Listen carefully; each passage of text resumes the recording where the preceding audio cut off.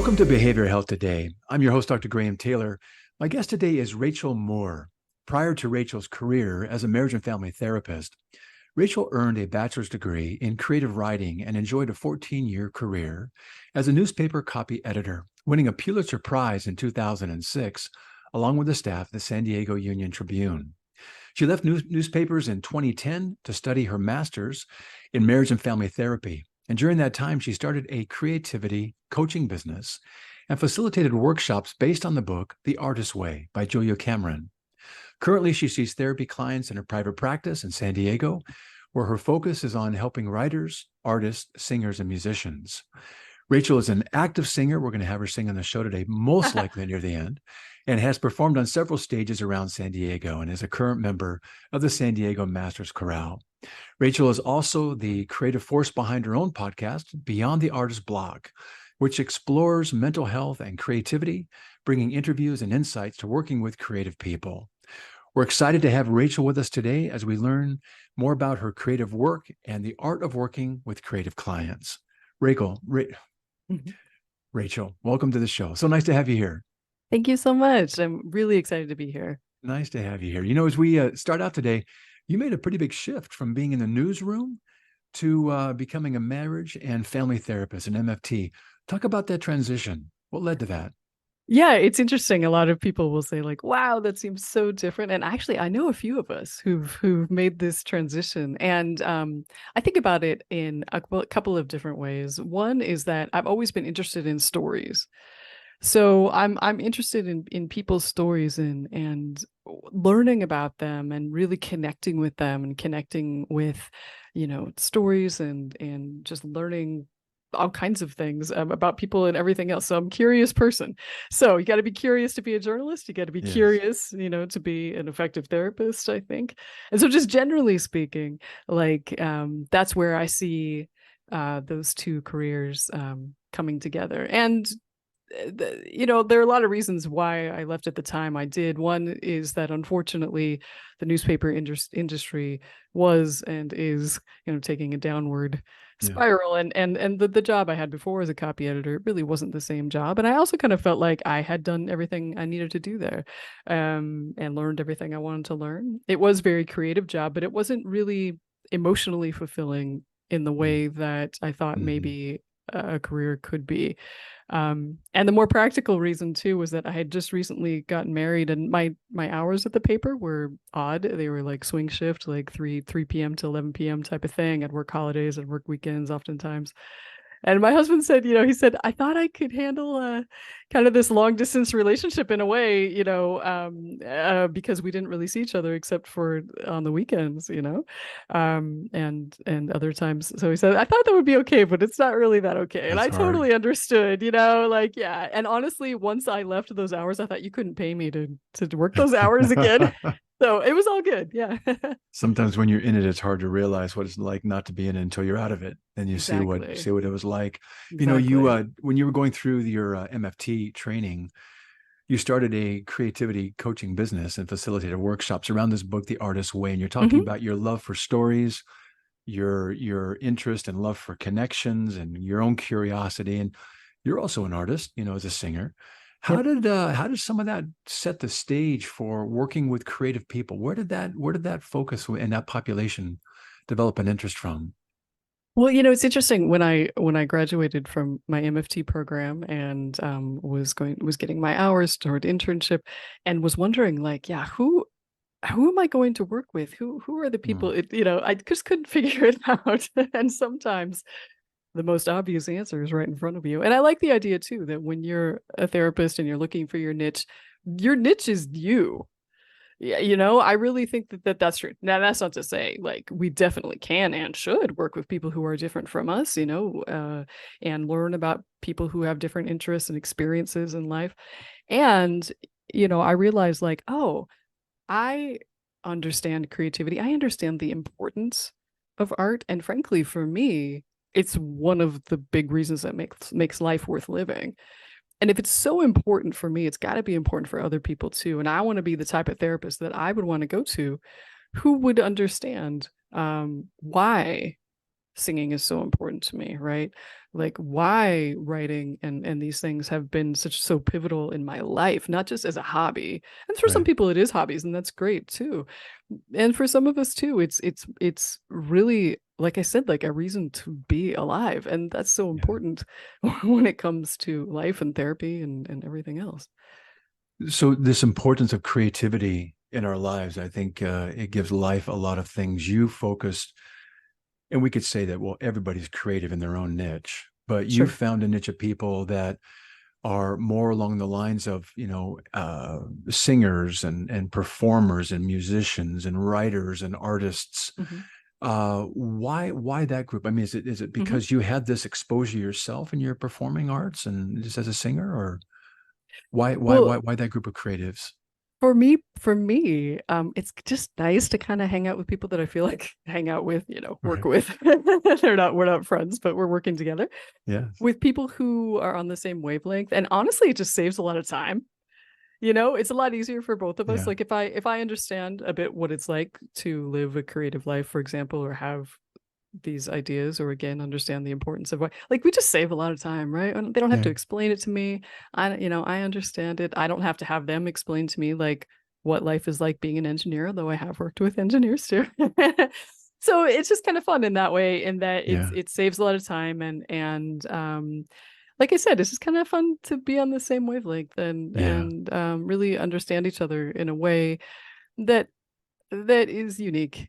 I think that people who aren't creative in their own lives certainly can work with creative clients and do very effectively. And just for me personally, it's just um, nice to kind of already have that sort of built into what we're doing. That makes Yeah. sense. Sometimes it does. It's kind of nice when, it takes one to know one, or at least that bridge is more easily built and Yeah. quickly understood when that similarity is there. As you've worked with them, what have you come to understand and learn about creatives in the world, and particularly the ones you work with, and what are they typically coming into therapy with for you? It's interesting because the first thing I thought when you said that question was just about how hard it is to be a creative person, at least in this uh, North American culture. I was running a artist way group recently, and I had this thought, and I shared with the group. I said, "Do you think that people have these issues around being an artist, like in France?" Mm-hmm. Good question. Yeah. Like, is this Is this do universal? they, yeah, do they kind of have to get together and realize, normalize, you know, a- being artists and wanting to make a living as an Right. artist in the world, and all these things? I'm like, I don't know that that's necessarily true. I think that this might be kind of unique, at least to our culture and a few other cultures. So that's, something that I notice is that there are a lot of ideas, you know, I think, we might talk about stigmas around art a little later too, but it occurs to me, sometimes when I tell other therapists that I work with artists, occasionally the first question they have is, "Oh, how are they able to pay you?" Mm, Which is a pretty big really interesting stereotype. question. Yeah, yeah. It's like the stereotype, and that's not to say, like, I do have, a sliding scale. I do, because I like working with all kinds of different people with all kinds of different means. I don't think it, should preclude somebody from seeing me, at least. And yeah, there are a lot of stereotypes. There are a lot of ideas. There's a lot of, like, in our culture, there's a lot of like, oh, well, you must have a lot of time on your hands if you're, spending your time drawing or painting or singing. And it's kind of demeaning, to be honest with Hmm. you. And I think that unfortunately, we all kind of share that experience in one way or another. So sometimes people do come to me for, specifically creative blocks, things like that. Other times, a person is an artist and has some issues, other issues in life, like maybe they're working through grief. Um, maybe they're working through other aspects of their career. And I tend to believe, I don't know what you think, I tend to believe that most everything is related and connected. Hmm. And Hmm. again, to bring up Julia Cameron's words, she says, if you want to work on your art, work on your life, Yes. right? Yeah. So if you're having issues around creativity, maybe the issue is like, how am I spending my time, Right. and how do I want my life to be? Yeah, it's really good. You talked about some of the stigmas that artists must bring in when they come to see you. What are some of the stigmas that you find them wrestling with? It's interesting because the first thing that comes to mind is, a lot of times people will ask me outright, and I'm using this word, because this is the word they use oftentimes, but they'll ask me outright, like, am I crazy? Yes. You know, and they Yeah. want to know, like, is it wild for me to want to be pursuing this career in art, for example? Is it, you know, my parents tell me that I should do something more practical, or this and that and the other, and yet I don't feel it in my soul. Like, what's wrong with me? Oftentimes, that's kind of a stigma too, is that they think that there's something wrong with them Mhm. if they don't want, if maybe money isn't necessarily the thing in life that's most important to them. For example, maybe they have, other interests like beauty and um, creation and things like that. I would And imagine that some of those yeah, early interactions that you're talking about, this just pops to mind, is yeah, those must be some very wounding interactions over their life. If this is somebody who truly is creative and has the ability to do it, we oftentimes think of creativity as being something, you do, in your free time, or it's on the periphery, versus maybe something that's so inherently important in the fabric of our lives that, but it doesn't get seen that way. We always see it through the dollar bills, and are you going to be able to make a right. living, the starving artist, cliche, etc. I would imagine some real wounding as someone begins to say, hey, you know what, I think I need to pursue something in the creative fields here, and watching the response of others, Hmm. and come about. Yeah, and oftentimes criticism too, Yeah. of criticism of the work itself can be really hard. And I did not, even though I went to a liberal arts school and I studied creative writing, I don't feel like I went to an art school per se, because it Mhm. was, it was different from that. I learned about a lot of different things. And so I didn't necessarily get the experience of some people who in academia, for example, are just taken apart, and Mm. the calling it education, to be to be treated that way. There is kind of a movement now, more and more people are advocating for schools, for example, to bear in mind the nervous system, to Hmm. really learn about polyvagal theory, Yep. to understand that excuse me, to understand that we don't have to literally or figuratively kill ourselves in order to make good art, or be artists. In fact, it's quite the opposite. It's Hmm. better for us to be in a healthy state Yeah. in order to be creative. Yeah. I would imagine too, when I think of artists in many different ways, whether you're, drawing something, or you're listening to something, you're creating something, you're producing something in those creative fields. And I know a fair number of them, and they bring a really nuanced appreciation for hearing, the harmonies and the melodies of Mhm. life, the ways that things get shaded in, Mm. the things that oftentimes most of us kind of just take for granted. We just kind of see the big picture. Hey, that was a good song. But Yeah. those that are artistic can hear the more nuanced, kind of finer, little lilts in there, or the little, aspects of that shading that really enhance something.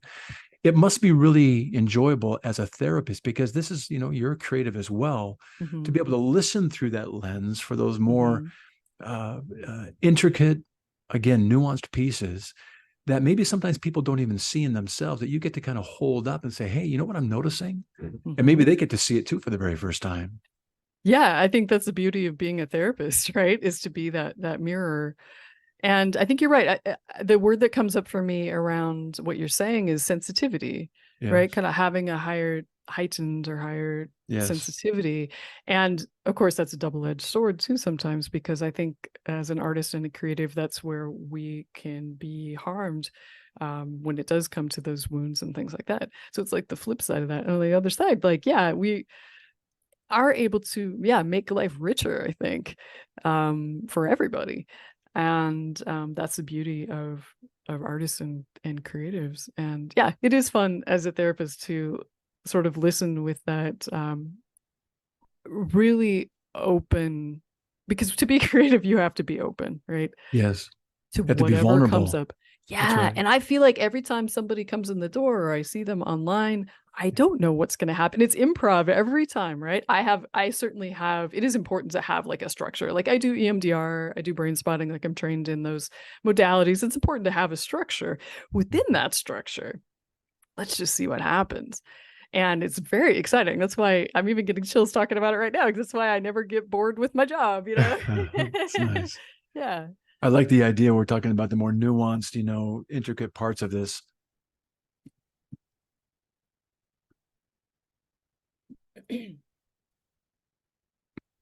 We'll cut this part out, Peter. I'm sorry.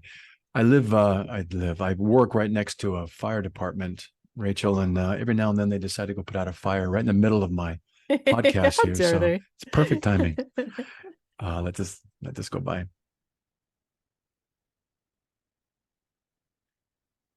A lot of times when we're working with folks, we recognize that they may not know what they don't know about themselves. And sometimes in therapy, in the mirroring process, particularly if we're looking at a little bit of a kind of a strength-based focus in holding things up, we get to almost introduce them to themselves. They've been living this self as they don't recognize it, but they've been living this. And as we begin to kind of hold themselves up to them, they begin to get some perspective in a new way. And ideally, when you're talking about, hey, you've got this really great ability to be sensitive to and conscious of things that others don't. And boy, what an opportunity to help them both understand that, maybe for the very first time, and appreciate, but then also understand their contribution that makes life so much richer and enhances other people's, lives too, without maybe them even realizing it. A lot of what comes up in my work is this idea of worthiness. Yes.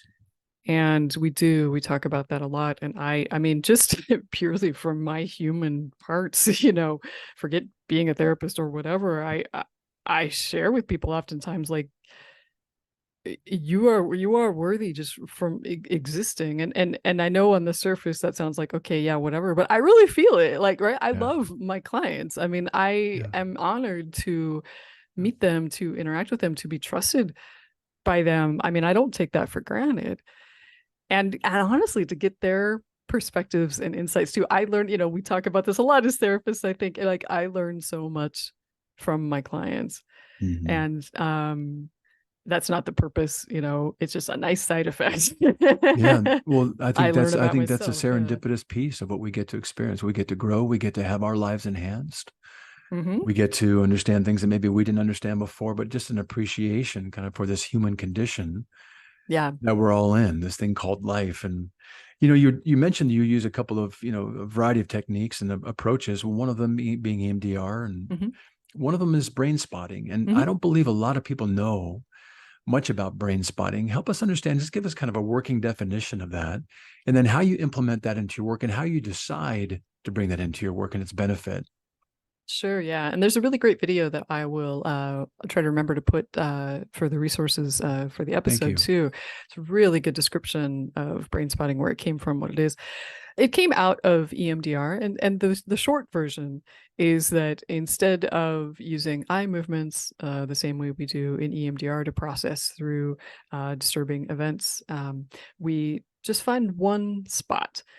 And the idea is that our brains and our eyes are made up of the same stuff. I don't know the technical definition of this, but this is what I'm told.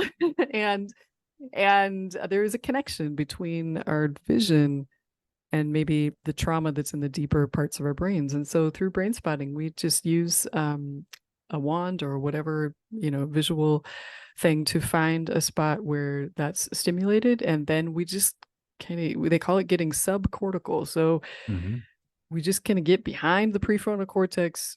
People can talk or not talk when they're doing brain spotting. I hardly talk at all as the therapist. I'm just there to facilitate this process. And the brain, we just allow the brain to work through whatever it needs to work through in the way it needs to do it. What are you doing in that moment as the brain is activated in that spot where the, let's say, trauma is held at the subcortical level? What are you doing in that moment while the brain is actively healing? As the client?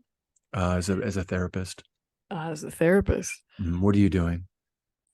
Oh, I'm talk about the paying attention. I'm so focused on what's going on with the client visually, energetically. Like, this is when we're talking about the nuances, right? Like, I'm really tuning in to get a Are you sense of, holding that wand right there? Or are you moving yeah, it? Are they no, talking no. actively?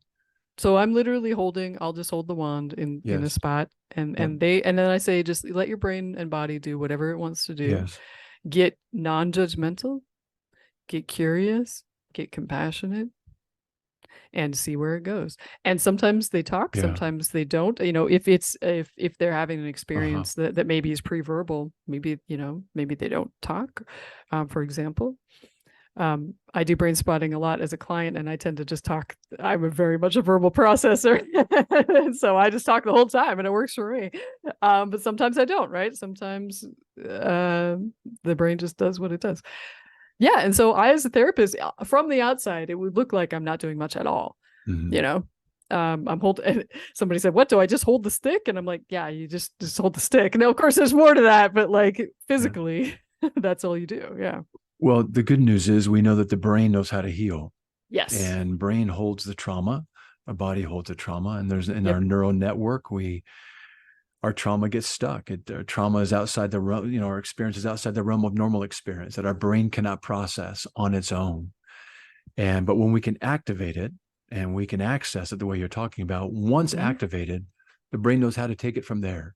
And so Exactly. you're talking about identifying it, spot it, activate it, and let the natural process take place. And it's a beautiful. I do a lot of EMDR. And it's a beautiful Mm. process, and it's Wonderful. and it works. It's fantastic, and helps us get through those things that insight therapy alone can't do. This is at a primary conscious level that we can't access with talk therapy. It's a talk therapy secondary conscious. And it's Yep. all good. We can identify it, and we come up with coping strategies and all those things and ways to identify it early and manage it. But why not get rid of it? Why not just Exactly. have it not be there? Oh my gosh, sometimes people come to me and they want tools, right? They want tools to manage. And I Yeah. heard an EMDR therapist say, like, well, yeah, I just tell them, well, forget the tools. Why don't we just resolve the issue, right? Yeah. Like, Yeah. go below the surface and really get into the where it started. And I wholeheartedly agree with that. I'm like, I'm not interested in tools. They're important. They are important in the moment. But generally speaking, I'm like, yeah, let's just get down to it. There's a great poem called There's a Hole in My Sidewalk. And it talks about walking down the street, and it's a short 5-verse poem. And I'm walking down the street, and there's a hole in my sidewalk. I don't see it, and I fall in, and I have no idea what I'm in. I find my way out. Next day, I walk down the same street. There's a hole in my sidewalk, and I fall in again. And I still don't kind of know where I'm at, but I get out faster. Next day, I walk down the same street. I see the hole. I still fall in, but I know what I'm in, and I get out all the faster. The next day, I see the hole in my sidewalk, and I walk around it. Hmm. The next day, I walk down the street, same hole, same sidewalk, and I take a different street. And when you think about it, that's kind of good psychotherapy at a primary conscious level where we're talking about things. We teach people how to see the hole in their sidewalks and how to recognize them. If you do fall in, you don't stay down as long. You have the techniques and strategies to get out all the faster.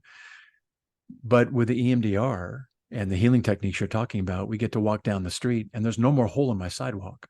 Right. That's what I'm Therefore, saying. Why not fix the hole? Yeah. I can walk down any street I want, Yeah. and because there's no more hole in my sidewalk. Yeah. So yeah, I love what you're doing around that.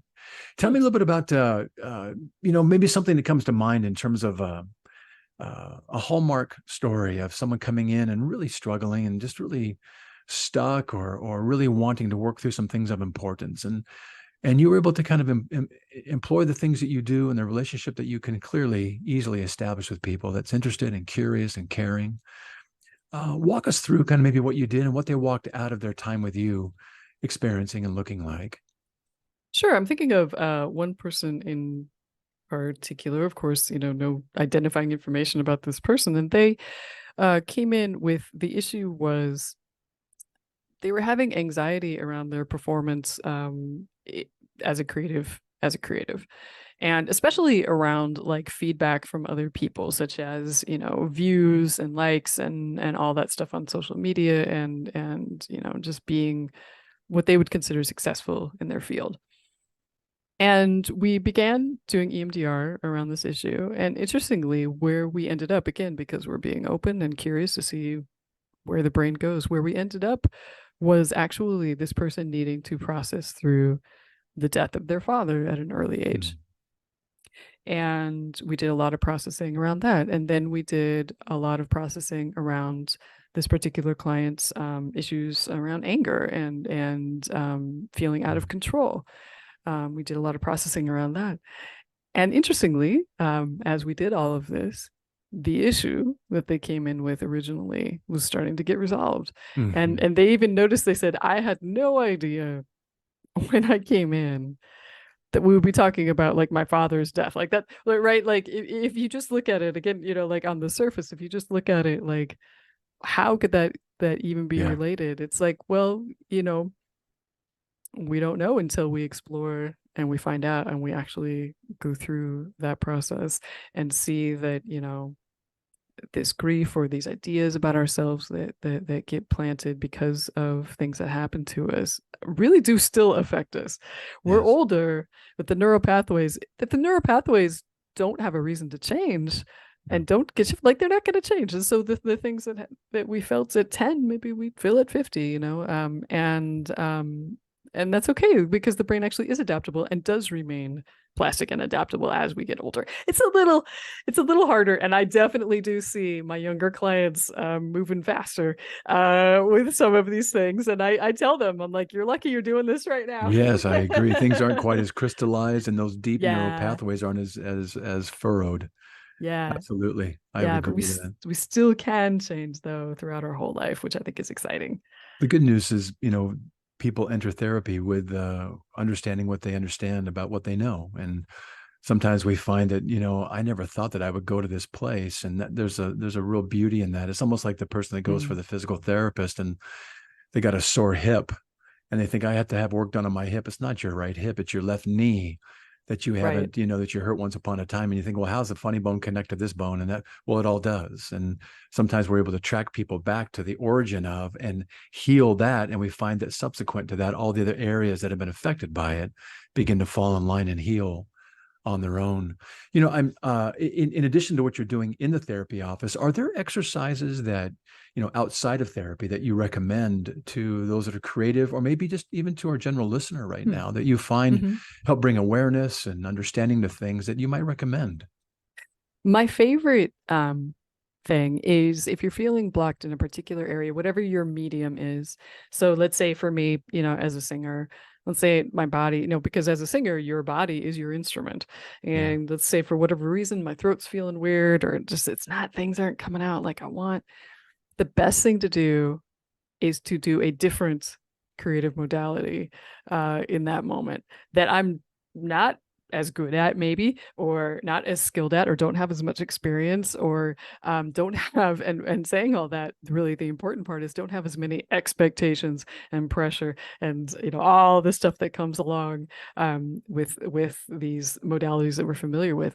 So for me, it would be a little stretch, but maybe I'll make a little sketch, right? Maybe I will uh play a game, maybe I will just do something different with my body and my brain that doesn't have anything to do with the thing itself, and then come back kind of with that more refreshed, more frankly like beginner's mind approach to my more familiar I way like of working that. creatively. It's fun, yeah. I really like to say it's almost kind of like in athletics where you cross train. You don't do the same thing over and over again. You cross train something else and it enhances Hmm. the area where you're trying to get better or you really, is your primary focus. That's a great strategy.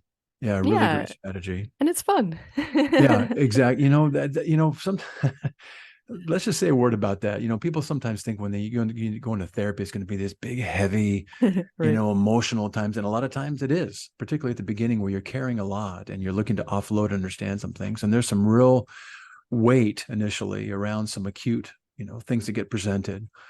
But therapy is also really an enjoyable exchange where there's laughter and there's Hmm. playfulness and it's safe enough to have all of these things and well boundaried enough to have all of these things Yeah. come into play where two humans get together and talk about, again, this thing called life and explore it from the various perspectives that come up. So that is really great. I know we're kind of rounding the bend here, coming home on the home stretch, but I'd love you to give kind of a takeaway message to maybe two folks, those that are creatives that are looking to come into therapy, and what you might give in terms of a takeaway message for them to consider enhancing what they're doing in their lives through the use of therapy, and maybe also some therapists that might, think about working with this population. Say a word to both of those. You bet.